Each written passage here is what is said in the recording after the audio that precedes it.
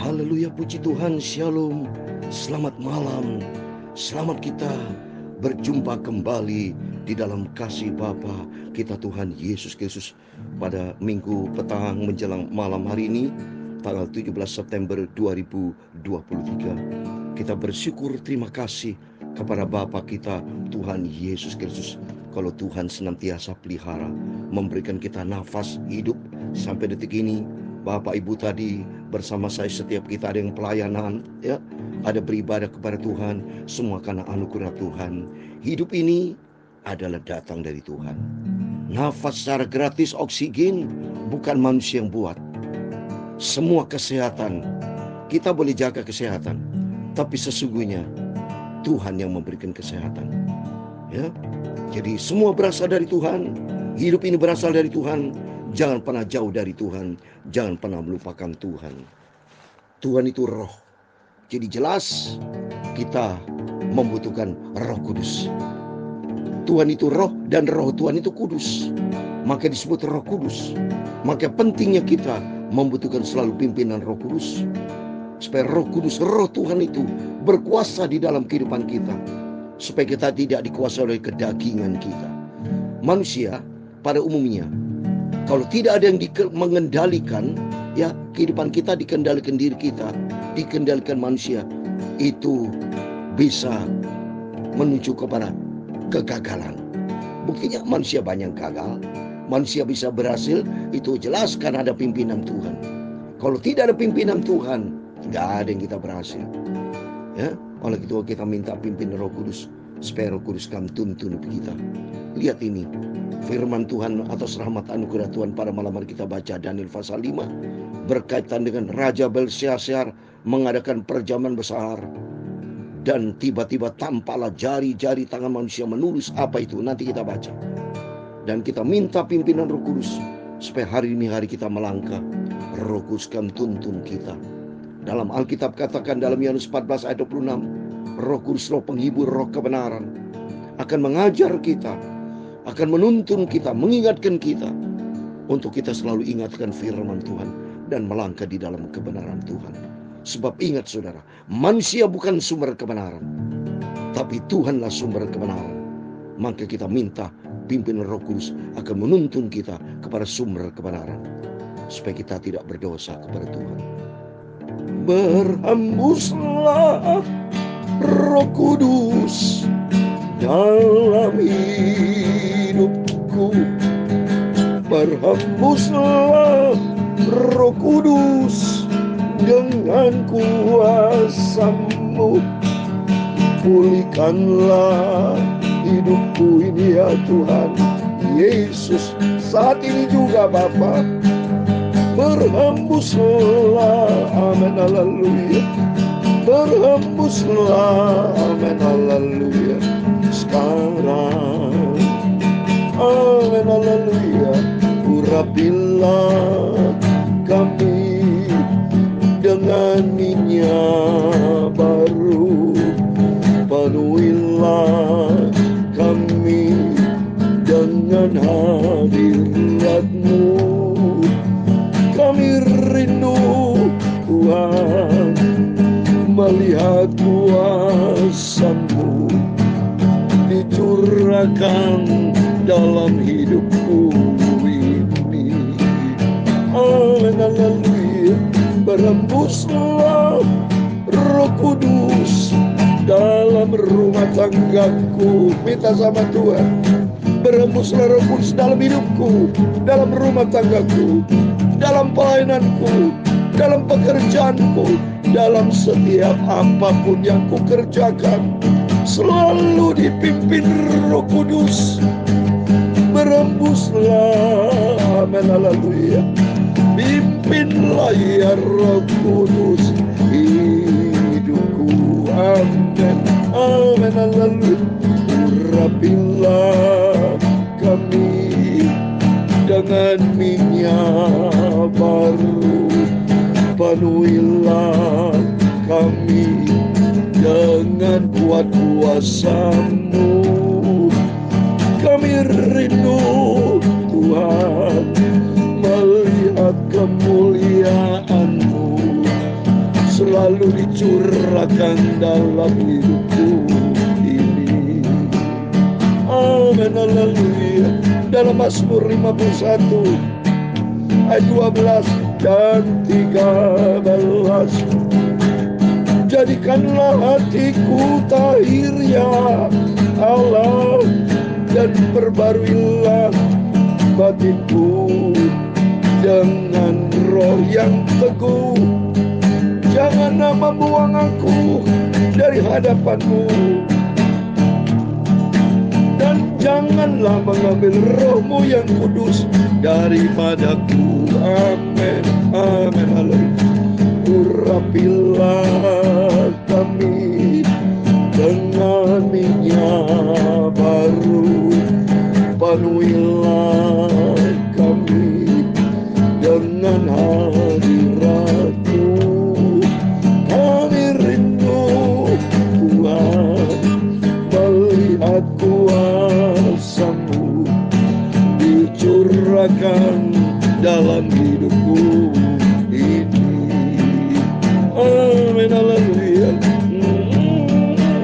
Ya Tuhan, punya mula kebesaran dan kejayaan, kehormatan, kemasyhuran dan keagungan.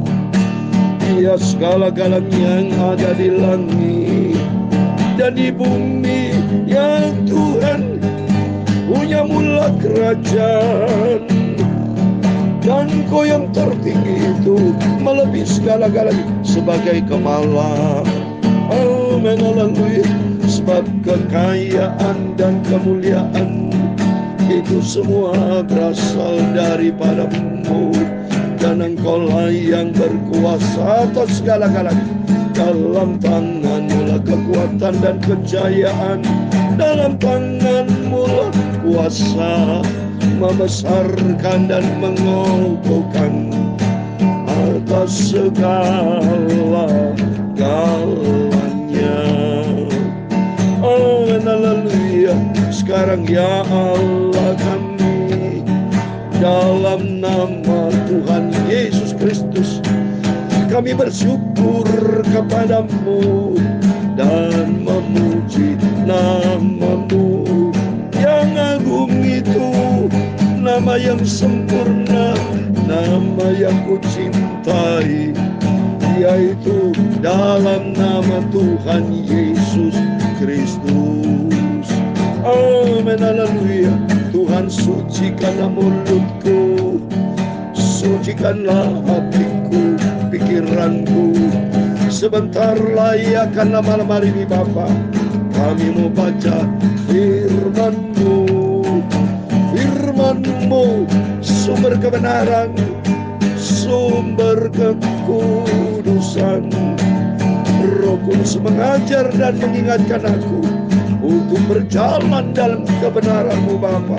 Ampunilah semua dosa kami, ampunilah semua kesalahan kami Bapa, segala kekilafan kami, ampun ya Bapa. Kami orang berdosa, kami tidak ada arti apa-apa Bapa, tapi karena anugerah-Mu kami semua dicinta oleh Tuhan Yesus. Oleh karena kasih-Mu kami berharga, kami mulia. Terima kasih Bapa. Segala puji, hormat, kebesaran, ketinggian, kemuliaan, keagungan, kesempurnaan, kekudusan, tempat tertinggi di atas segala-galanya hanya bagi Allah Bapa di dalam kerajaan surga. Nama di atas segala nama, Tuhan Yesus Kristus. Kami hamba-Mu sudah berdoa mengucap syukur, haleluya. Amin. Puji Tuhan, selamat malam. Salam damai sejahtera di dalam cinta kasih daripada Bapa kita Tuhan Yesus Kristus. Bersyukur kepada Tuhan karena sebelum kita berbaring tidur pada Jumat, pada Minggu petang menjelang malam ini tanggal 17 September 2023, kita atas kemurahan Tuhan, Bapak Ibu bersama saya diberikan kesempatan, diberikan nafas, diberikan kesehatan untuk kembali kita menyembah sebentar. Kita baca firman Tuhan supaya kita mengatur waktu-waktu. Jangan pergunakan waktu hanya untuk dunia terus saudara. Dunia bukan juru selamat. Jangan waktu dihabiskan untuk hal yang sia-sia Bapak Ibu. Tapi lebih bagus hal yang berguna, hal yang bermanfaat, hal yang berkaitan dengan janji Tuhan. Baca firman Tuhan. Lebih bagus. Manusia kan bebas. Ya, waktu-waktu Tuhan berikan bisa baca firman Allah, baca WhatsApp, ya, mungkin gosip dengan orang, mungkin bertamu dengan orang, habis waktu dengan perkara-perkara di dunia. Tapi bagi saya, mari kita lebih bagus pergunakan waktu untuk Tuhan, ya, untuk kita bergaul karib dengan Tuhan, ya. Sebab manusia, kalau kita pikir Bapak Ibu, ya, kita semua menantikan kematian, ya kan? Apa yang dikerjakan manusia? Tidur. Besok kita bekerja, makan, semua kegiatan rutin seperti itu. Apa yang dikerjakan yang berarti? Ya harus buat Tuhan, ya. Seperti saya menyampaikan firman Tuhan pagi malam buat Tuhan, melaksanakan firman Tuhan, dan kita menjadi pelaku firman. Daripada lihat ini Belsasar, ya, mengadakan perjamuan, boleh perjamuan, tapi kalau dalam perjamuan itu di situ iblis masuk, ya, ada setan seperti Raja Herodes. Pada waktu ulang tahun kita baca di dalam Injil Matius pasal 14, ada pesta, ya, dia bunuh Yohanes Pembaptis. Ya, semuanya kalau hidupnya tidak berkenan sama Tuhan, iblis masuk. Ya, oleh itu mari biar hari demi hari kita menantikan kedatangan Tuhan. Isilah waktu-waktu kita untuk hal yang berguna untuk Tuhan, ya. Kita mau baca atas rahmat anugerah Tuhan malam sebelum kita tidur, Daniel pasal 5 ayat 1 sampai 16. Demikian firman Tuhan. Raja Belshazzar mengadakan perjamuan yang besar untuk para pembesarnya, 1.000 orang jumlahnya, dan di depan 1.000 orang itu ia minum anggur. Dalam kemabukan anggur, Belshazzar menitahkan orang membawa perkakas dari emas dan perak yang telah diambil oleh Nebukadnezar ayahnya dari dalam bait suci di Yerusalem, supaya raja dan para pembesarnya, para istri dan para gundiknya mereka minum dari perkakas itu. Kemudian dibawalah perkakas dari emas dan perak itu yang diambil dari dalam bait suci rumah Allah di Yerusalem. Lalu raja dan para pembesarnya, para istri dan para gundik mereka minum dari perkakas itu. Kalau lihat ini saudara, dipergunakan alat-alat kudus dari rumah Tuhan, bait suci, digunakan untuk minum anggur sampai mabuk-mabuk. Sombong ini Raja Belshazzar ini. Ayahnya sama almarhum, ya, Raja Nebukadnezar. Anaknya sepodoai saudara, ya.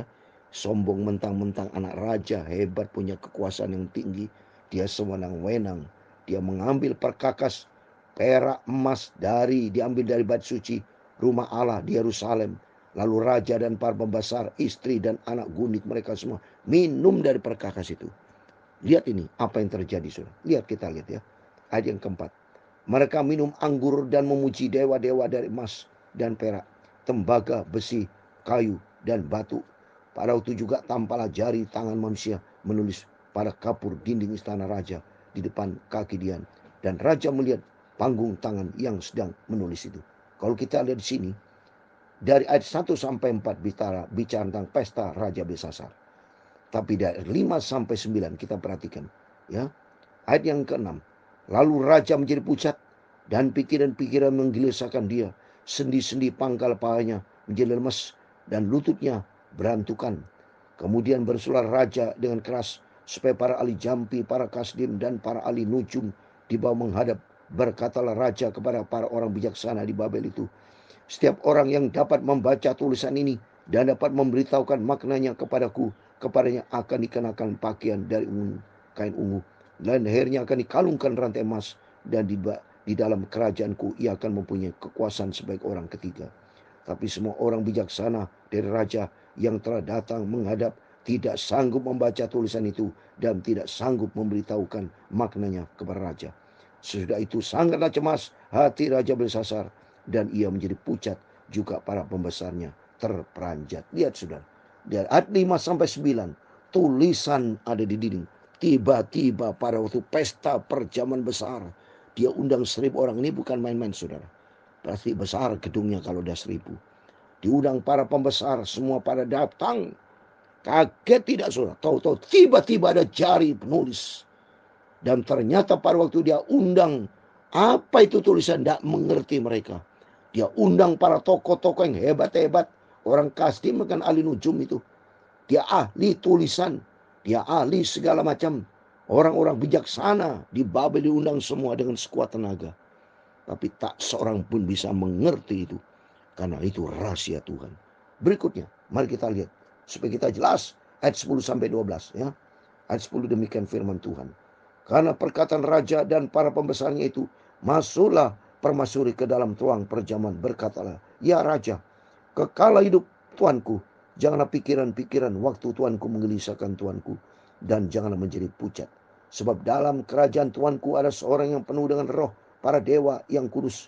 Dalam zaman ayat tuanku ada terdapat pada orang itu kecerdasan, akal budi dan hikmat yang seperti hikmat para dewa. Ia telah diangkat oleh Raja Nebukadnezar. Ayat tuanku menjadi kepala orang-orang berilmu, para ahli jampi, para kasdim, dan para ahli nujum. Karena pada orang itu terdapat roh yang luar biasa dan pengetahuan dan akal budi, sehingga dapat menerangkan mimpi, menyingkapkan hal-hal yang tersembunyi dan menguraikan kekusutan, ya, yakni pada Daniel yang dinamai Belsasar oleh raja. Baiklah sekarang Daniel dipanggil dan ia akan memberitahukan maknanya. Jadi dari ayat 10 sampai 12 nasihat dan kesaksian untuk menerjemahkan dari permaisuri itu. Dan ayat 13 sampai 16 kita lihat Daniel dipanggil. Kita lihat sampai ayat 16. Lalu dibawalah Daniel menghadap raja. Bertanya raja kepada Daniel, engkaukah Daniel itu salah seorang buangan yang telah diangkut oleh raja ayahku dari tanah Yehuda? Telah ku dengar tentang engkau, bahwa engkau penuh dengan roh para dewa, dan padamu terhadap kecerahan, akal budi, dan hikmat yang luar biasa. Kepadaku telah dibawa orang-orang bijaksana, para ahli jampi, supaya mereka membaca tulisan ini dan memberitahukan maknanya kepadaku. Tapi mereka tidak sanggup mengatakan makna perkataan itu. Ayat 16 yang terakhir. Tetapi telah ku dengar tentang engkau, bahwa engkau dapat memberikan makna dan dapat menguraikan kekusutan. Oleh sebab itu, jika engkau dapat membaca tulisan itu kepadaku, maka kepadamu akan dikenakan pakaian dari kain ungu, dan pada lehermu akan dikalungkan rantai emas, dan dalam kerajaan ini engkau akan mempunyai kekuasaan sebagai orang ketiga. Amin. Dari ayat 13 sampai 16, Daniel dipanggil, dan Daniel diberikan janji kalau bisa akan diberikan pakaian ungu dan berikan kekuasaan. Wah, luar biasa. Ini bukti. Raja biarpun hebat, mentok juga saudara. Kalau sudah Allah bekerja, tidak bisa seorang pun. Ini mengajarkan kita supaya kita takut sama Tuhan, saudara. Sehebat-hebatnya manusia tidak bisa apa-apa, ya, akan gagal. Di luar Tuhan kita tidak mampu. Benar firman Tuhan dalam Yohanes 15 ayat 5. Di luar aku, kamu tidak bisa berbuat apa-apa. Tapi bersama dengan Yesus, kita sanggup melakukan perkara besar. Itu dalam Mazmur 60:14. Kita baca firman Tuhan lagi. 1 Korintus pasal 1 ayat 19 dan 20. Karena ada tertulis, aku akan membinasakan hikmat orang berhikmat, dan kearifan orang-orang bijak akan kulenyapkan. Di manakah orang yang berhikmat? Di manakah ahli Taurat? Di manakah pembantah dari dunia ini? Bukankah Allah telah membuat hikmat dunia ini menjadi kebodohan? Nggak bisa, saudara. Tanpa Tuhan, melawan Tuhan, Raja Belsasar, manusia hebat secara manusia, tapi tidak ada arti apa-apa, akan dibinasakan sama Tuhan. Maka buat kita di sini kita bisa belajar bahwa hanya dengan Tuhanlah kita sanggup melakukan segala sesuatu. Bersama dengan Tuhan kita akan tampil lebih dari pemenang. Maka biarlah firman memberikan kekuatan buat kita. Di sini kita belajar manusia gagal di luar Tuhan, tidak bisa berbuat apa-apa. Raja besar takut, termasuk para pembesar, dia ngeri melihat tulisan. Ternyata orang hebat-hebat tidak bisa mengartikan. Tapi kita lanjutkan besok pagi. Kita baca Daniel ayat dari ayat 17 sampai ayat 30 kita lanjutkan. Tengok besok saudara, di mana Tuhan akan bekerja melalui hamba-Nya Daniel. Sehingga kita makin hari kita mencipta Tuhan. Membuat kita makin hari andalkan Tuhan. Karena dalam Yeremia 17 ayat 7 dan 8, diberkatilah orang berharap dan mengandalkan Tuhan. Dan Roh Kudus senantiasa akan menyertai kita. Amin. Tuhan memberkati kita semua. Berhembuslah Roh Kudus dalam hidupku. Berhembuslah Roh Kudus dengan kuat kuasa-Mu. Marilah Bapa, pimpinlah hidupku ya Tuhan Yesus. Pimpinlah, amin, haleluya. Berkuasalah, amin, haleluya, dalam hidupku, amin, haleluya. Urapilah kami dengan minyak baru, penuhilah kami dengan hadirat-Mu. Kami rindu Tuhan melihat kemuliaan-Mu dicurahkan dalam hidupku ini. Amin, haleluya. Tuhan memberkati engkau dan melindungi engkau. Tuhan menyinari engkau dengan wajah-Nya dan memberi engkau kasih karunia. Tuhan menghadapkan wajah-Nya kepadamu dan memberi engkau damai sejahtera. Bapa kami yang di surga, dikuduskanlah nama-Mu, datanglah kerajaan-Mu, jadilah kehendak-Mu di bumi seperti di surga. Berikan kami pada hari ini makanan kami yang secukupnya, dan ampunilah kami akan kesalahan kami, seperti kami juga mengampuni orang bersalah kepada kami. Dan janganlah membawa kami ke dalam pencobaan, tetapi lepaskanlah kami dari yang jahat. Karena Engkaulah yang mempunyai kerajaan dan kuasa dan kemuliaan sampai selama-lamanya. Amin. Terpujilah Bapa kita Tuhan Yesus Kristus. Berjaga dan berdoa. Sampai jumpa besok pagi-pagi. Saya sudah tampil online. Kita melanjutkan Daniel pasal 5 ayat 17 sampai 30. Tuhan supaya membawa kita makin hari makin cinta Tuhan. Roh Kudus kan tuntun kita supaya kita berada di dalam jalannya Tuhan, selaras dengan maunya Tuhan, dan kita hidup sesuai dengan kehendak Tuhan, jadi pelaku firman Tuhan. Amin. Tuhan memberkati. Tuhan bersama kita. Immanuel. Puji Tuhan. Haleluya. Amin.